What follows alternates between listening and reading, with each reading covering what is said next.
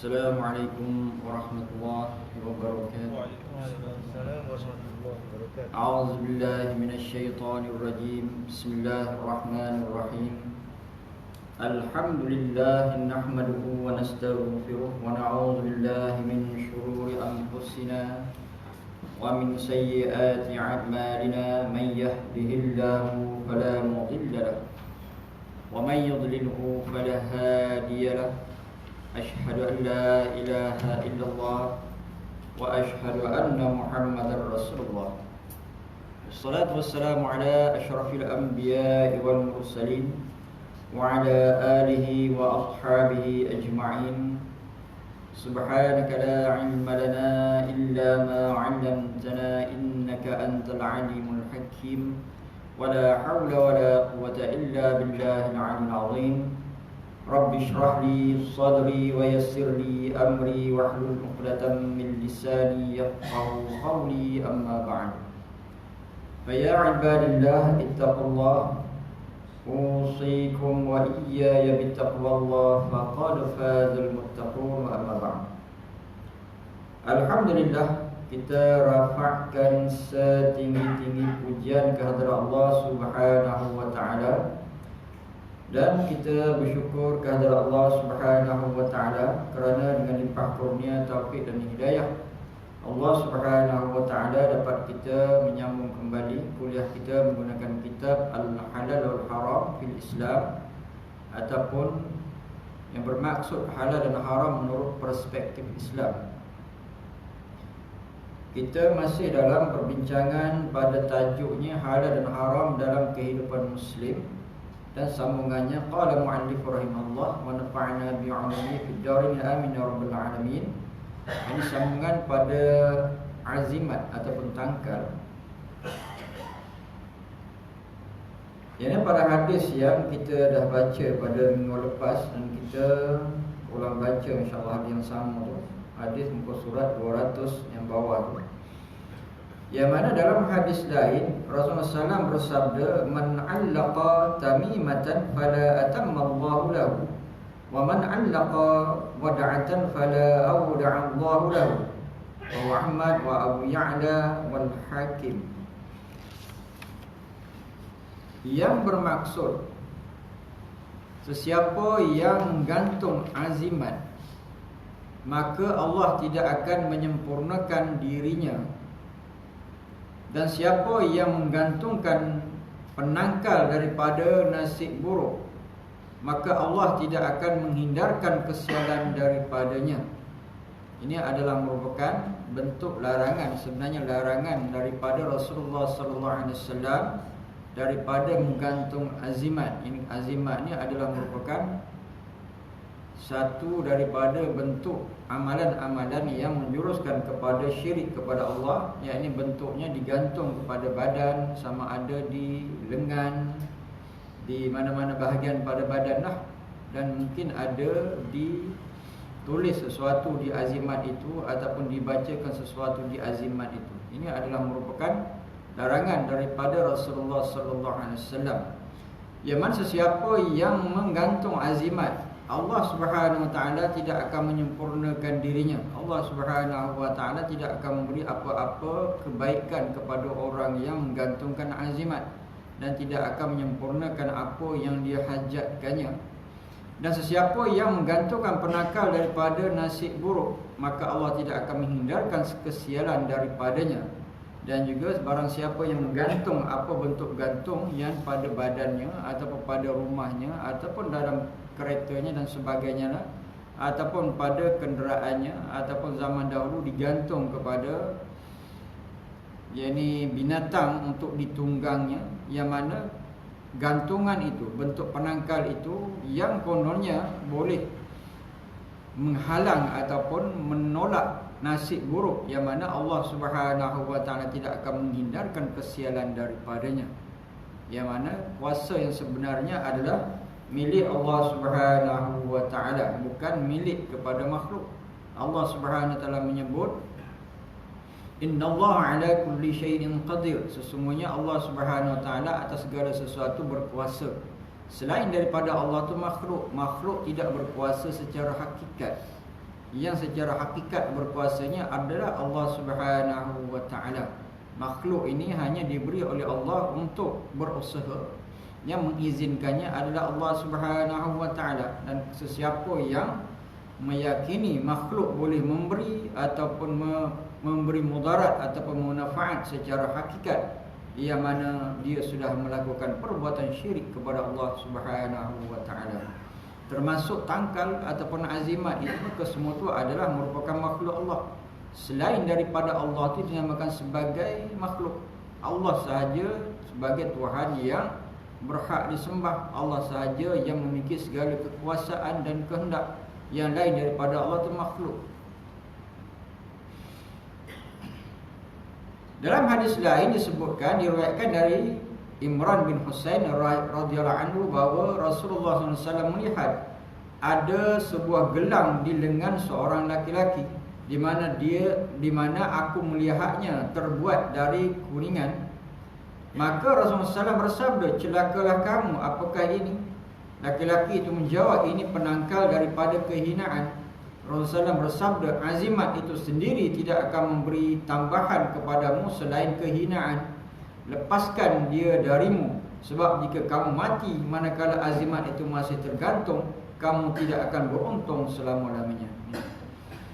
Dan dalam sebuah hadis yang diriwayatkan oleh Imran bin Husain radhiyallahu anhu, yang mana pada satu hari Rasulullah melihat ada seseorang laki-laki yang mana di lengannya ada satu bentuk ikatan ataupun sesuatu yang diikat pada lengan laki-laki itu, yang mana bentuknya, dia kata Imran bin Husain, di mana aku melihatnya terbuat daripada kuningan. Kemungkinan dia umpama benang kuning ke atau sebagainya, tapi dia berwarna kuning. Biasanya digantung di lengan ni sama ada daripada benang ataupun kalau kuning itu mungkin tembaga.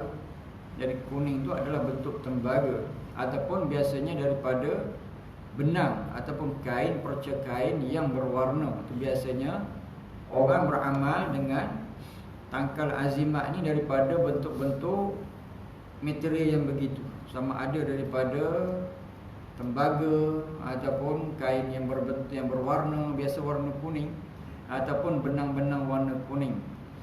Inilah yang dilihat oleh Imran bin Husain periwayat hadis ini, di mana perkara itu juga dilihat oleh Rasulullah, di mana lantas Nabi SAW bersabda, celakalah kamu, apakah ini? Lantas Nabi kata, kamu celakalah kamu. Nabi kata, apakah ini? Apakah kamu buat ni? Laki-laki itu menjawab, ini penangkal daripada kehinaan yang ada di lengan ni. Bagi laki-laki itu, dia bersangka itu adalah merupakan penangkal, satu bentuk azimat, penangkal yang boleh menolak kehinaan. Rasulullah menjawab, bersabda, azimat itu sendiri tidak akan memberi tambahan kepadamu selain daripada kehinaan. Nabi kata azimat itu tidak boleh menambahkan apa-apa kebaikan, melainkan akan menambah kehinaan, memberi kehinaan kepadamu. Lepaskan dia darimu, sebab jika kamu mati manakala azimat itu masih tergantung, kamu tidak akan beruntung selama-lamanya.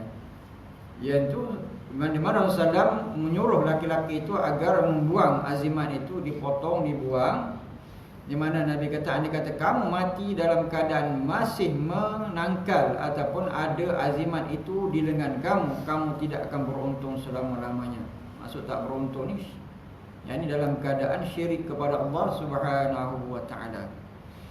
Nah, Allah Taala menyebut, innallaha la yaghfiru an yushraka bihi wa yaghfiru ma duna zalika liman yasha. Allah Subhanahu wa taala tidak akan ampunkan orang yang syirik kepadanya, dan Allah Ta'ala akan ampunkan yang lain daripada itu, dosa-dosa yang lain. Syiriknya adalah merupakan sesuatu dosa yang besar, dan kesyirikan itu sebenarnya bukan semata-mata besar dosanya, tetapi boleh menyebabkan seseorang itu gugur imannya ataupun terkeluar iman daripada dirinya. Dan seorang yang mati dalam keadaan syirik kepada Allah, Allah Ta'ala dah sebut dia tidak akan ampunkan dosa orang itu. Kalau dosa yang lain sebesar mana pun, Allah Ta'ala jamin ataupun Allah Subhanahu Wa Taala dengan kemurahannya dia akan ampunkan. Kalau syirik memang tidak ada keampunan daripada Allah. Dosa besar yang lain, Allah Subhanahu Wa Taala dengan kemurahannya Allah Taala ampunkan. Kalau syirik itu adalah merupakan musuh kepada keimanan. Tak boleh. Sebab seseorang yang nak masuk syurga mesti beriman dan amal soleh. Dan bagaimana pula kalau satu orang mati dalam keadaan syirik? Syirik itu adalah lawan kepada iman. Sedangkan nak masuk syurga syaratnya mesti iman amal soleh. Jadi bermakna tidak ada lagi dah, hilang satu syarat daripadanya. Walaupun dia beramal dengan amal yang soleh tetapi dia melakukan syirik kepada Allah, bermakna tidak ada lagi baginya peluang untuk masuk syurga Allah. Nak masuk syurga ni dua saja syaratnya, iman dan amal soleh, itu kuncinya. Di mana kalau kita perhatikan taubat ataupun keampunan daripada Allah ni ada 5. 2 di dunia dan 3 di hari akhirat. Nah ni seseorang tu akan mendapat keampunan daripada Allah tu ada 5. Kalau syirik tadi, kalau mati dalam keadaan syirik memang tak akan dapat keampunan daripada Allah langsung. Jadi orang yang melakukan satu kesalahan ataupun dosa, di mana ada 5 cara Allah Subhanahu Wa Taala akan ampunkan dia. Yang pertamanya dengan cara bertaubat kepada Allah masa dia hidup. Yang kedua dengan melakukan amal-amal yang baik, al-hasanat yuzhibnas sayyi'at. Itu masa hidup. Masa kita hidup, kita ada dosa, bertaubat kepada Allah. Taubat tu bagaimana? Menyesal daripada perbuatan dosa yang kita buat, berazam tak nak buat lagi. Yang ketiganya meninggalkan dosa, berazam tidak nak buat, menyesal. Itu adalah merupakan rukun taubat. Biasanya kita iri dengan astaghfirullahalazim. Mana kita sebut astaghfirullahalazim, kita bayangkan yang kita ni menyesal sungguh.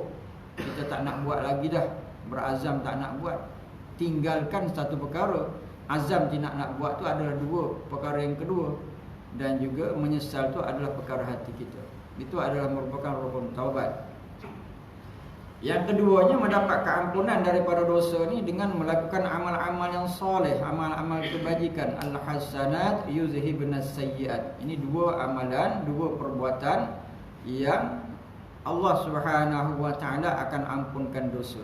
Satu, taubat beserta dengan istighfar.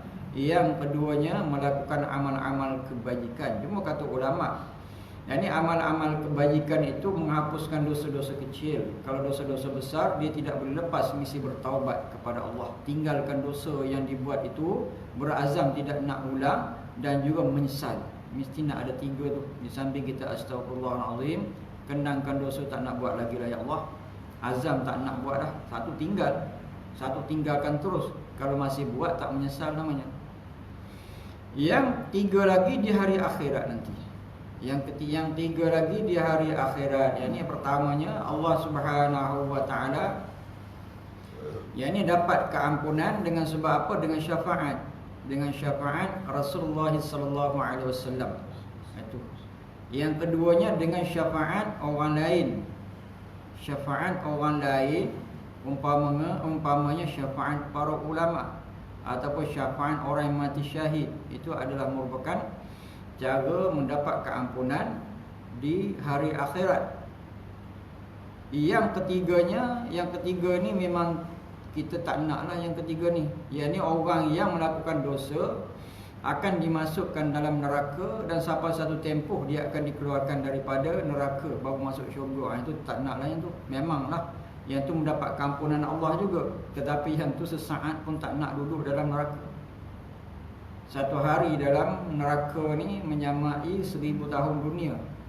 Dan sesaat dalam neraka tu, seazab-azab neraka tu tak ada seazab-azab dunia. Maknanya seazab-azab di dunia ni tak setanding dengan azab neraka. Ada 5 yang tadi. Yang pentingnya masa hidup 2 tu lah. Masa hidup naklah kita istighfar, bertaubat kepada Allah. Yang keduanya memperbanyakkan amal-amal kebajikan. Sebab setiap amal kebajikan ini akan menghapuskan dosa. Langkah ke masjid, ke surau itu, langkah kebajikan akan menghapuskan dosa. Solat berjamaah sudah tentulah dia sebagai amal kebajikan, hapus dosa. Berzikir, tasbih, tahmid dan sebagainya itu adalah amal kebajikan, menghapuskan dosa. Baca Al-Quran, ajak orang kepada kebaikan, tegah orang daripada kemungkaran, itu semua itu adalah kebaikan, kebajikan yang Allah Subhanahu wa taala gantikan dengan menghapuskan dosa. Dan kerana itulah masa kita hidup ni perbanyakkan amal kebajikan, sebab dosa kita pun banyak. Amal kebajikan itulah al-hasanat yudhhibnas sayyiat. Nak buat baik ni bila masa hidup, masa mati dah tak boleh buat baik. Masa mati dah tak boleh nak buat apa-apa kebaikan. Masa hiduplah buat kebaikan yang terbaik, buat amal soleh, amal yang terbaik, amal kebajikan, amal yang terbaik. Masa bila? Masa hidup. Masa mati rehat. Masa mati itu adalah merupakan saat rehat. Orang yang kembali kepada Allah dalam keadaan Allah Ta'ala redha dia, mati dia adalah rehat daripada kesusahan hidup. Rehat daripada ini beribadah. Dalam kubur orang dah tak semayang, dalam kubur tak ada solat berjamaah, dah tak ada, baca Quran pun dah tak ada dah. Masa nak baca Quran bila? Masa hidup. Masa nak berzikir bila? Masa hidup. Nak bersedekah bila? Masa hidup. Nak solat berjamaah bila? Masa hidup. Nak mengaji bila? Masa hidup. Masa mati dah tak ada dah semua. Mati ni kenapa? Mati ni rehat dah. Rehat. Orang dah tak cerita dah tentang kebajikan masa mati dah. Rehat. Tapi kalau dah kita mati tanpa ada amal kebajikan, tak rehat juga. Tak rehat juga. Itu yang kena kodang. Jangan kita masa mati tu rehat lah.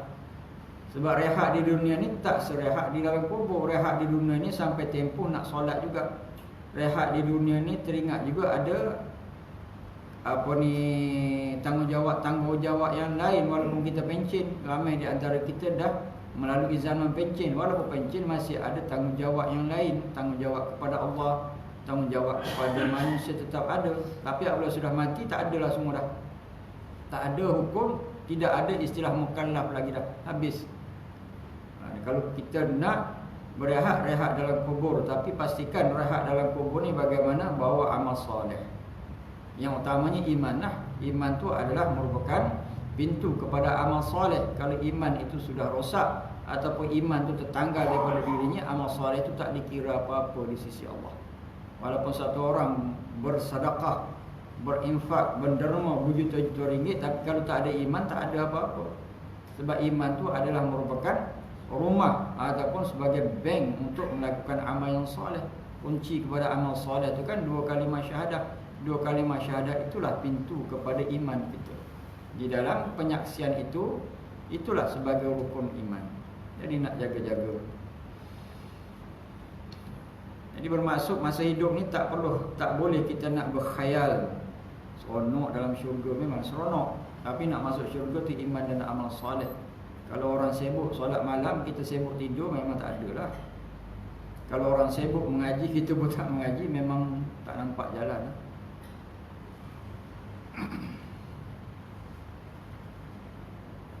Isa bin Hamzah radhiyallahu anhu berkata, saya masuk ke rumah Abdullah bin Hakim. Aku melihat wajahnya merah, lalu aku bertanya kepadanya, kamu menggantungkan azimat bukan? Dia menjawab, aku berlindung kepada Allah Subhanahu wa taala daripadanya. Dalam riwayat lain disebutkan bahawa dia berkata, mati lebih baik daripada itu. Isa bin Hamzah radhiyallahu anhu berkata, saya masuk ke rumah Abdullah bin Hakim. Cerita ni Isa bin Hamzah, dia masuk ke rumah Abdullah bin Hakim. Aku melihat wajahnya merah. Dia melihat wajah Abdullah bin Hakim merah. Lalu aku bertanya kepadanya, kamu menggantungkan azimat bukan? Dia menjawab, aku berlindung kepada Allah Subhanahu wa taala daripadanya. Dan dalam riwayat lain disebutkan bahawa dia berkata, mati lebih baik daripada itu. Ini adalah merupakan sikap para mereka-mereka yang dahulu lah. Jadi mereka cukup takut dengan menggantung-gantung ni. Sama ada gantung di tangan, gantung di pintu, gantung di mana-mana lah. Itu adalah merupakan satu perkara yang mereka cukup takut. Walaupun mungkin seseorang tu dia kata beriman kepada Allah, tetapi perbuatan menggantung itu menunjukkan sebahagiannya iman tu tak berapa sempurna. Sebab keyakinan kita hanya kepada Allah Subhanahu wa taala, bukan kepada gantung-gantung. Gantung-gantung itu adalah sumber kepada kesyirikan kepada Allah Subhanahu wa taala. Jangan. Dalam sebuah hadis Rasulullah bersabda, man allaqa syai'an wakala ilaih. Man allaqa syai'an wakkala ilaihi, rawi Tirmizi. Ia bermaksud sesiapa yang menggantung sesuatu, maka barang itu akan dipasrahkan kepadanya. Siapa yang menggantung sesuatu, apabila kita menggantung sesuatu, maka barang itu, barang yang digantung itu tempat orang menyerah diri, berpasrah kepada apa yang digantung. Sedangkan pasrah kita kepada siapa? Kepada Allah Subhanahu wa taala. Bukan pasrah kepada benda-benda ataupun makhluk. Gantung-gantung azimat ke tangkal itu adalah makhluk Allah. Dan azimat-azimat dan tangkal ni adalah merupakan sumber kesyirikan, dan alat itulah yang disukai oleh syaitan. Jalan itulah yang digunakan oleh syaitan bagaimana nak menyesatkan manusia. Apabila gantung, satu hari selamat daripada kemalangan. Contoh, gantung azimat, lepas tu selamat daripada kemalangan, di mana keyakinan tu kuat pada azimat tu. Itu yang menyebabkan kesyirikan tu. Sedangkan yang menyelamatkan kita Allah Subhanahu wa taala. Dan kadang-kadang syaitan tu campur dalam urusan itu. Suatu ketika Ibnu Mas'ud radhiyallahu anhu melihat di leher isterinya ada sesuatu yang menggantung. Segera ia mengguntingnya menjadi beberapa potongan dan berkata, keluarga Allah sudah tidak perlu lagi mempersekutukan Allah dengan sesuatu yang tidak diterangkan dalam apa yang diturunkan oleh Allah. Satu masa Ibnu Mas'ud, Abdullah bin Mas'ud melihat di leher isterinya ada sesuatu yang menggantung. Ini isteri sahabat lah. Abdullah bin Mas'ud ni sahabat. Maknanya ketahyulan, amalan-amalan sebegini memang dah sebati dengan orang Arab. Sehingga satu masa yang ataupun tempoh masa yang lama barulah kesemua ini dapat dihilangkan. Sebab masih, kalau kita lihat di dalam kes ini, isteri kepada Ibnu Mas'ud menggantung sesuatu. Makna biasa dengan mereka. Nak menghilangkan tu untuk faham kepada konsep akidah ni, maknanya perlu masa yang lama. Sebab kalau kita perhatikan sini, Abdullah bin Mas'ud faham konsep akidah, tapi isterinya tidak faham. Maknanya sedangkan mereka ni hidup sezaman dengan Rasulullah SAW. Bermaksudnya amalan tahyul, amalan sebegini ni memang sudah sebati dengan mereka, bukan benda yang baru. Sehingga dalam kes ini Ibnu Mas'ud ataupun Abdullah bin Mas'ud terus menggunting ataupun memotong apa yang digalungkan oleh isterinya. Gunting terus, potong, buang. Dan juga Abdullah bin Mas'ud ataupun Ibnu Mas'ud berkata, keluarga Abdullah tidak perlu lagi mempersekutukan Allah dengan sesuatu yang tidak diterangkan dan apa yang diturunkan oleh Allah. Maknanya tidak boleh untuk mempersekutukan Allah Subhanahu wa taala, tak boleh. Dan kerana itulah kita ni sepatutnya sudah sempurna pengajaran daripada Islam. Iman ataupun akidah kita, syariah dan juga akhlak itu sudah sempurna. Sepatutnya kita ni tidak adalah perkara-perkara ini dalam kehidupan kita. Para sahabat ini adalah merupakan permulaan ataupun zaman yang baru bagi mereka dengan Islam. Kita ni sudah menerima Islam. Al-Quran tu sudah sempurna diturunkan oleh Allah. Hadis Rasulullah pun sudah habis disabdakan oleh Rasulullah SAW. Sepatutnya kita lebih faham. Tapi walaupun sebegitu, kadang malangnya terbalik. Mana zaman kita ni lebih faham tentang akidah, jadi terbalik. Dia balik kepada umpama zaman jahiliah semula.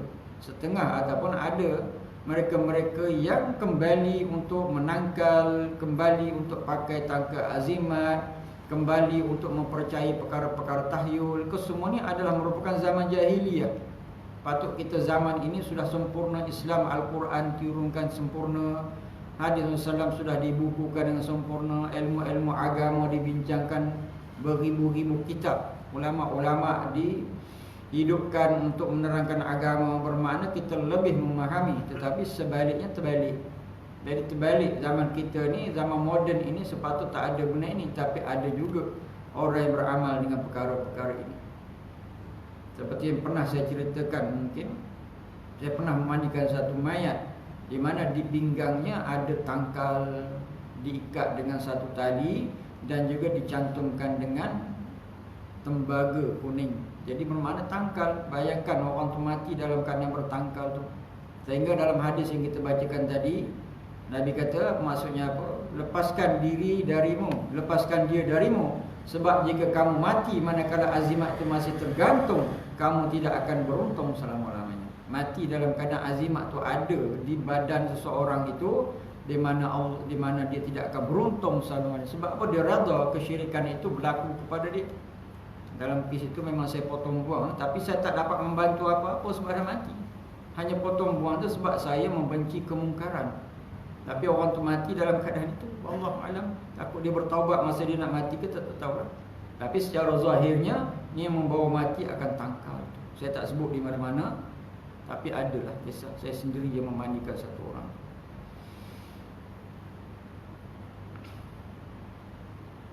Jadi tak tahu dah mana-mana sebab saya memandikan jenazah tu ramai, jadi tak tahu dah mana-mana. Saya tidak nak membuka aib orang, cuma sebagai contoh.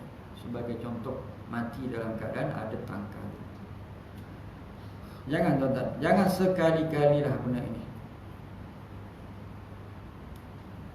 Dan bagaimana dengan makan ubat? Samalah juga. Kalau kita yakin ubat itu secara hakikat boleh menyembuhkan kita, pun syirik juga kepada Allah. Contoh, kita ni lama dah tak datang ke surau. Lepas tu dalam tempoh yang lama tu datang kita ke surau. Orang surau kata, haji dah sihat ke? Saya dah sihat dah. Macam mana? Saya ada makan satu ubat, lepas tu sihat. Oh, maknanya Allah Ta'ala sihatkan haji lah. Tidak, saya dah berdoa 10 tahun, tak dapat, tak sihat. Tapi dengan sebab ubat tu saya sihat. Maknanya syirik lah kepada Allah. Perbuatan itu dia menafikan Allah Ta'ala yang menyihatkan dia. Berbeza kalau kita kata saya makan ubat tu alhamdulillah sihat. Maknanya masih kita sandarkan kepada Allah ubat tu sebagai usaha sahaja. Sebab ubat tu memang secara hakikat memang tak boleh menyembuhkan siapa-siapa. Kalau makan ubat tu semua orang sembuh, satu ubat tu semua orang sembuh. Tidak. Ada orang yang makan Panadol sebiji dah sihat, alhamdulillah. Ada orang makan 2 biji pun tak sihat-sihat dia. Makan satu papan Panadol pun tak sihat je. Maknanya tak sama. Sebab yang menyihat, yang menyembuhkan kita Allah. Cuma ubat tu sebagai sababiah, sebab yang bagaimana Allah Ta'ala ajar kita berusaha. Tapi tangkal azimat ni bukan bentuk usaha. Sebab tangkal azimat ni bukan satu bentuk usaha yang diiktiraf oleh Allah. Ubat tu adalah merupakan satu bentuk usaha yang diiktiraf oleh Allah Subhanahu Wa Ta'ala. Tidak ada usaha dengan tangkal azimat. Nanti juga kalau tangkal azimat kan usaha juga, bukan. Bukan usaha. Tangkal azimat tu bukan satu daripada barang untuk usaha. Tidak. Kalau ubat tu memang diiktiraf sebagai usaha oleh Nabi SAW sendiri pun. Cuma hakikatnya menyembuhkan Allah, bukan ubat itu. Ada orang yang dia makan ubat sihat sebiji, ada orang kena makan 2 biji, ada sepapan tak sihat. Ada orang tak makan ubat pun sihat. Dia sakit kepala dia tak makan ubat, dia jemur tengah panas, sihat alhamdulillah. Ada orang jemur tengah panas lagi demam. Dia kena makan Panadol ke ataupun Actifaz dan sebagainya. Ada satu orang saya jumpa dia bomba masih sekerja dulu, pegawai bomba. Dia kata dia memang seumur hidup tak makan Panadol, tak tahulah betul ke tidak. Dia kata macam mana encik nak sihat kalau sesemua demam, saya duduk tengah panas. Pakai baju tebal-tebal duduk tengah panas. Mungkin kerjaya dia sebagai bomba tu memang itulah ubat begitu. Dia usaha cara macam usaha juga. Kalau saya duduk tengah panas lagi demam. Mana tak sama cara masing-masing. Cuma hakikatnya menyembuh siapa? Allah Subhanahu Wa Ta'ala, bukan benda-benda.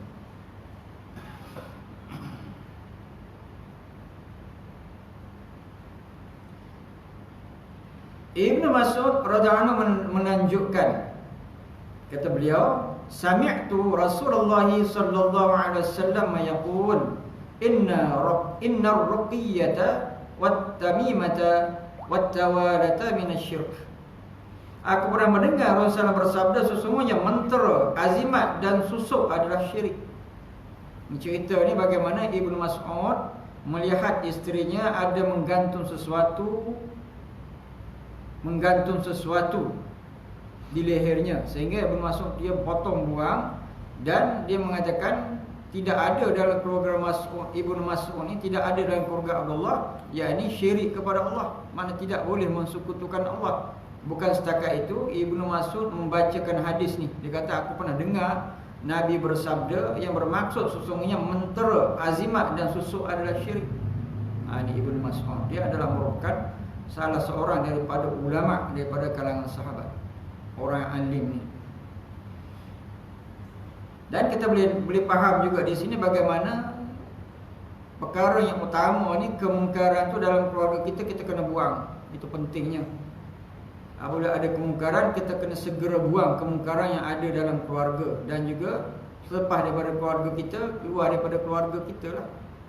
Dan yang dibiarkan keluarga kita bergelumang dengan kemungkaran kepada Allah. Lebih-lebih lagi kemungkaran itu berbentuk kesyirikan kepada Allah Subhanahu wa ta'ala.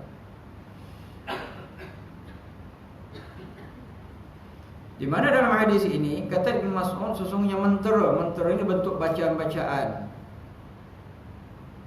Dan juga azimat. Azimat ni adalah bentuk tangkal, susuk ataupun sesuatu yang dimasukkan di dalam badan. Itu adalah syirik. Mentera ni bacaan-bacaan yang ada di dalamnya bentuk-bentuk bacaan yang mensyirikkan kepada Allah, seru makhluk-makhluk Allah umpamanya. Dan di antaranya azimat. Dan satu lagi, susuk ni perkara ataupun benda bahan yang dimasukkan ke dalam badan seseorang. Ini juga satu daripada amalan orang Melayu kita, pakai susuk emas ke, susuk besi ke dan sebagainya. Kalau kita fikir secara akal yang logiknya, benda tu tak boleh memberi kesan. Kalau satu orang tu masukkan satu jarum di dalam badannya, apa memberi kesan benda itu? Yang memberi kesan apa? Bantuan tu bantuan daripada syaitan. Kadang kena sampai tidak load, tikam tidak load, jatuh tidak cedera, padahal hanya pakai susuk tu di jari ataupun di tangan. Jadi kenapa perkara itu boleh selamat? Yang membantu selamatnya itu adalah syaitan. Inilah benda yang syirik kepada Allah Subhanahu wa ta'ala.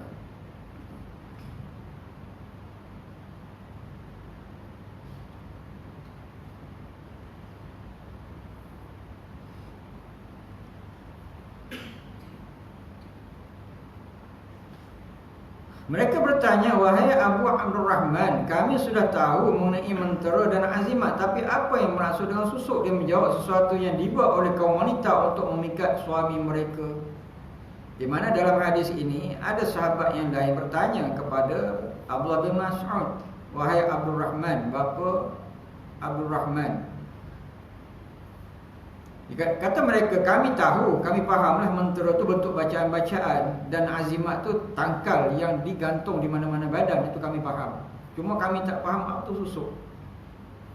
Jadi kata Abdullah bin Mas'ud, sesuatu yang dibuat oleh wanita untuk mengikat suami mereka ni satu daripada amalan yang berlakulah zaman-zaman dahulu, yakni memakai sesuatu sebab apa? Untuk memikat, menarik perhatian, menarik cinta suami kepada isteri. Itu panggil susuk. Kan dalam masyarakat kita ni ada pakai susuk di mana? Di pipi, di hidung dan macam-macam lah zaman-zaman dahulu. Nak kata zaman dahulu sangat, tidak juga. Zaman baru, zaman kita ni pun ada. Ada satu, saya pernah belajar dengan dia lah. Bukan belajar pasal susuk, belajar bagaimana nak menghilangkan susuk. Saya pernah belajar dengan satu tuan guru lah, macam mana nak menghilangkan susuk. Ada bacaan-bacaan je lah. Dan ni kalau baca, insya-Allah boleh menjatuhkan susuk-susuk yang ada, amalan itu. Bacanya baca wirid-wirid lah, baca bismillah dan sebagainya. Ada bacaan-bacaan amalan. Dan kalau kita baca, insya-Allah benda tu akan jatuh daripada diri orang. Sebab kata beliau, susuk ni dia ada syarat-syaratnya, macam-macam syarat. Syaitan dia letak syarat banyak, macam-macam syarat. Tak boleh lalu bawa ampayan dan macam-macam, dia susah. Dia punya syarat yang macam susah. Lalu bawa ampayan, jatuh susuk, tak payah ampayan. Tak boleh ada ampayan. Jadi maknanya benda tu adalah sesuatu yang disyaratkan oleh syaitan semuanya. Ada satu guru saya, tapi dah tak ada dah meninggal. Banyak jugalah ilmu-ilmu daripada Al-Quran kita belajar dengan dia. Satu orang yang memang alim dan juga banyak ilmu.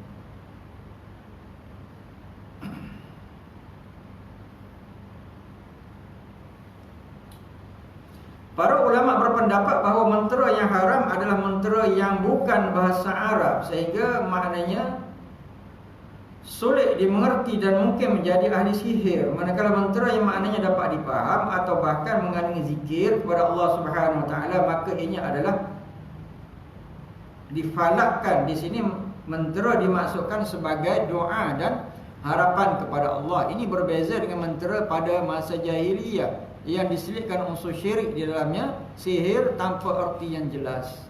Maksud mentera, bacaan-bacaan itu yang macam mana yang syirik, ulama memperjelaskan. Yang ini bacaan-bacaan yang tak faham apa maksudnya. Dan kadang-kadang dalam bacaan-bacaan itu pun ada kesyirikan, menyeru makhluk-makhluk halus umpamanya. Tapi kalau bacaan-bacaan yang ada di dalam bacaan Al-Quran, bacaan doa yang warid daripada Rasulullah SAW dan sebagainya, yang itu tidaklah dimasukkan mentera yang dilarang, boleh.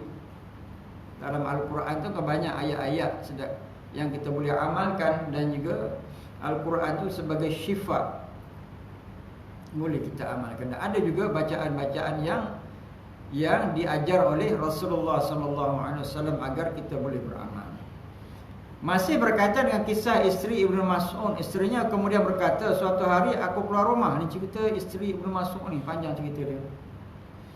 Di mana kata isteri Ibnu Mas'ud, suatu hari aku keluar rumah, si fulan melihatku hingga aku menangis. Jika aku membaca mentera itu, air mataku berhenti menangis. Dan bila aku berhenti membacanya, air mata itu kembali mengalir. Ibnu Mas'ud berkata, itulah syaitan. Jika kamu taati, dia meninggalkanmu. Dan jika kamu menentangnya, dia menjolok matamu dengan jarinya. Andai kamu lakukan apa yang diajarkan oleh Rasulullah, maka itu lebih baik bagimu. Percikkan air ke mukamu dan berdoalah. Rupanya isteri Ibnu Mas'ud ni dia keluar air mata.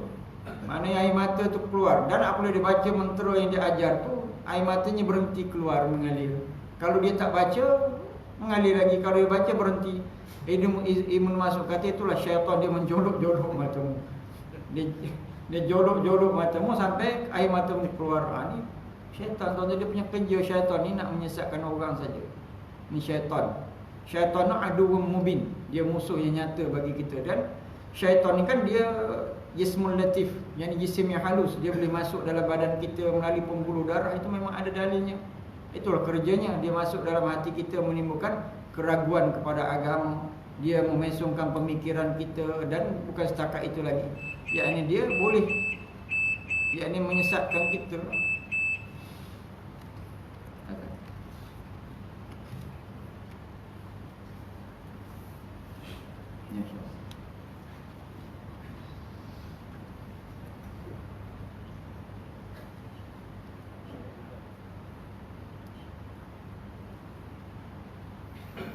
Allahu Akbar, Allahu Akbar, Allahu Akbar, Allahu Akbar.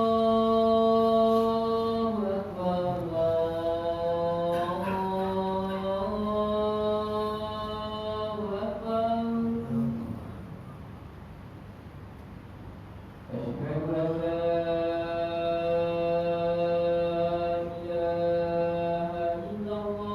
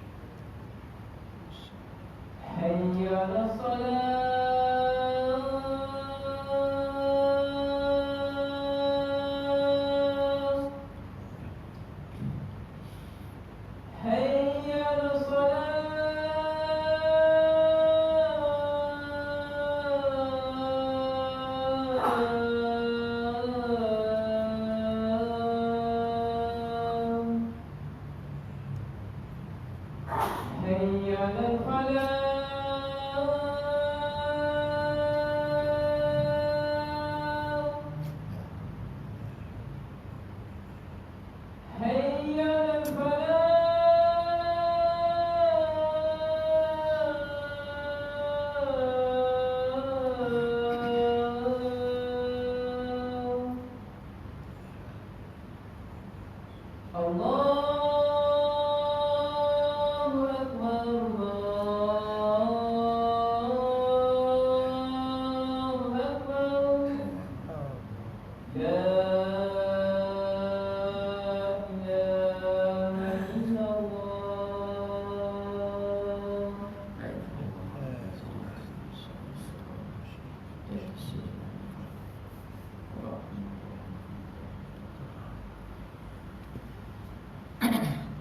Dan dalam kes ini seterusnya Ibn Mas'ud berkata, andai kamu lakukan apa yang diajarkan Rasulullah SAW, maka itu lebih baik bagimu. Kes isterinya keluar air mata ni, dia baca mentera, hilang dia punya air mata, tak keluar lagi. Kalau dia tak berhenti, air mata keluar balik. Ibn Mas'ud kata itu kerja syaitan, dia menjuluk-julukkan mata. Kata Ibn Mas'ud, kata lebih baik kamu baca ni ajaran doa yang diajar oleh Rasulullah baca ni. Bagaimana cara nak buat? Kata dia, percikkan air ke mukamu dan berdoa. Ambil air, percik ke mukamu, kepada isterinya lah. Dia kata kepada isteri, ambil air, kamu percik ke mukamu dan berdoa lah. Doa ni memang biasa kita dengar ni. Di mana kata dalam doa ini, Allahumma azhibil ba'sa rabban nas, ishfi anta syafi la shifaa illa shifauka, shifaan la yughadiru saqama. Rawi Ibn Majah ni adalah hadis. Mana doa ni adalah daripada Rasulullah SAW. Baca doa tu, yang bermaksud, wahai Tuhan manusia, hilangkanlah derita ini, sembuhkan engkaulah wahai zat penyembuh yang tidak ada kesembuhan kecuali kesembuhanmu, sebuah kesembuhan yang tidak mendatangkan penyakit. Baca doa ni, jadikan amalan ni adalah merupakan doa yang warid daripada Rasulullah SAW. Dan ada kisah dengan Abdullah bin Mas'ud dan isterinya tentang doa ni. Jadi amalkanlah. Boleh kita tengok dekat internet ada banyak doa ni.